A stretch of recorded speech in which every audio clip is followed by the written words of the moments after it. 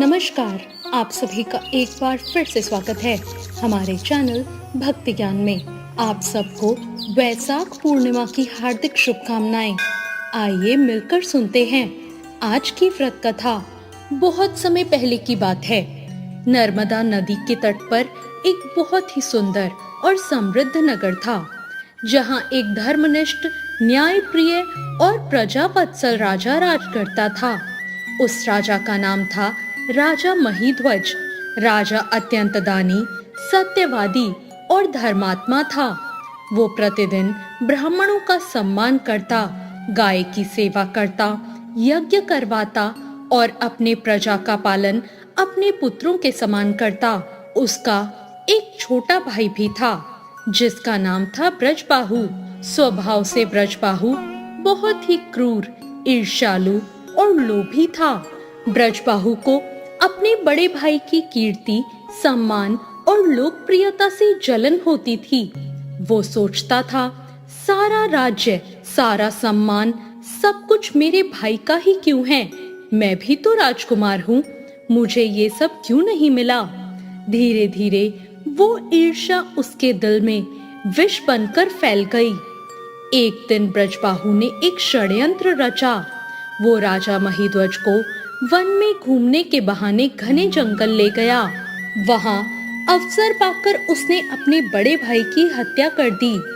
उसने राजा को मारकर एक पीपल के वृक्ष के नीचे गाड़ दिया और स्वयं राज में लौट आया।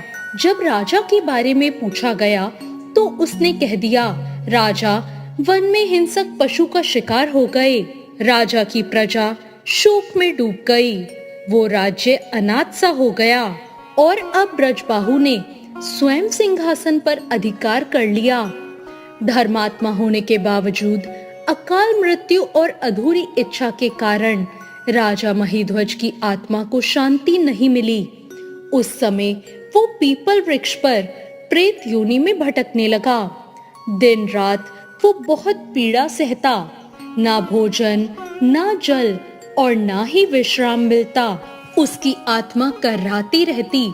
वह राहगीरों को डराता नहीं, बल्कि ऐसी किसी पुण्य आत्मा की प्रतीक्षा कर रहा था जो उसका उद्धार कर सके।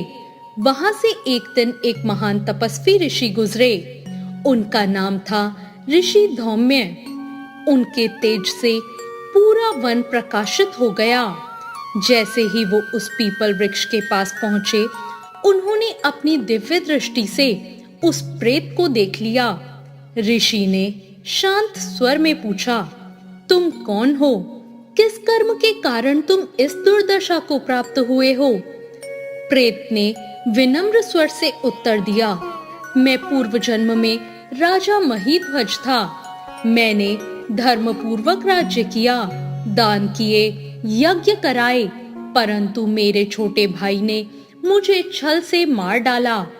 अकाल मृत्यु के कारण मैं प्रेत योनि में भटक रहा हूँ। कृपा करके मेरा उद्धार करें। महर्षि धौम्य का हृदय द्रवित हो उठा।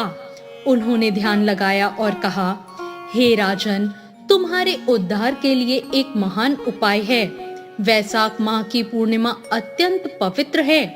यदि उस दिन विधि पूर्वक स्नान, दान, व्रत और भगवान विष्णु का पूजन और पितरों के लिए तर्पण किया जाए तो प्रेत योनि से मुक्ति मिलती है।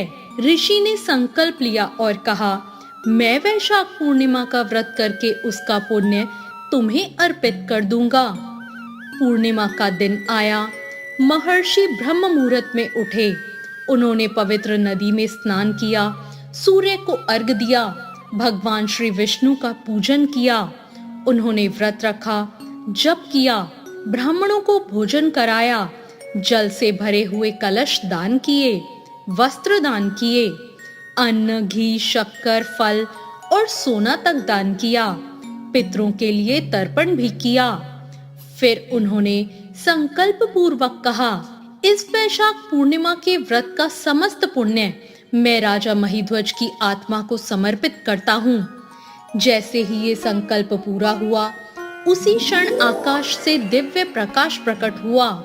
राजा महिध्वज का प्रेत रूप समाप्त हो गया और उन्होंने दिव्य देह धारण किया। उनके चेहरे पर शांति और आंखों में कृतज्ञता थी। उन्होंने हाथ जोड़कर कहा, हे मुनिवर, आपने मुझे नर्क के समान प्रेत योनि से मुक्त कर दिया। आपका ये उपकार मैं कभी नहीं चुका सकता। तभी दिव्य विमान आया और राजा महिध्वज वैकुंठ धाम को प्रस्थान कर गए। इस कथा से हमें ये सीखने को मिलता है कि अधर्म का अंत निश्चित है, पाप छुप नहीं सकता। दान और व्रत आत्मा को शुद्ध करते हैं।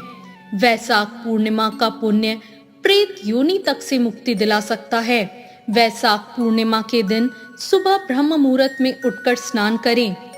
यदि संभव हो तो किसी पवित्र नदी में स्नान करें, नहीं तो पानी में गंगा जल मिलाकर भी आप स्नान कर सकते हैं। इसके बाद तांबे के लोटे से सूर्य देव को जल अर्पित करें और मंत्र बोलें, ओम सूर्याय नमः। इसके बाद भगवान विष्णु का पूजन करें, उन्हें पीला वस्त्र अर्पित करें, तुलसी दल चढ़ाएं, पीले फूल चढ़ाएं, पंचामृत से भगवान का पूजन करें, धूप दीप जलाएं, फल और मिठाई अर्पित करें, भगवान का मंत्र बोलें, ओम नमो भगवते वासुदेवाय। और रात्रि में चंद्रमा को भी अर्घ दें, क्योंकि पूर्णिमा चंद्रदेव की तिथि मानी जाती है। इस दिन दान का विशेष महत्व होता है।